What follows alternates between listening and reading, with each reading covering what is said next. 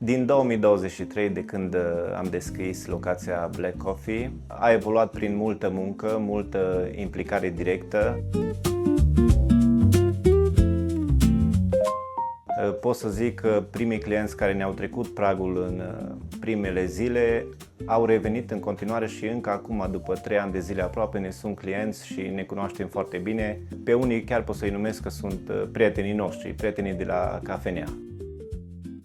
Vedem Rivusul nu doar un simplu proiect, nu doar un simplu spațiu comercial, îl vedem ca pe un proiect care este construit în jurul comunității. Drept urmare, și conceptul pe care noi l-am început la Black Coffee ne regăsim în Rivus ca fiind același lucru. Cum îmi imaginez eu experiența Black Coffee în cadrul Rivus? Vii, servești o cafeluță, te plimbi, admiri, ieși în natură, te relaxezi, după care te reîntorci la treburile tale și revii a doua zi cu aceeași energie.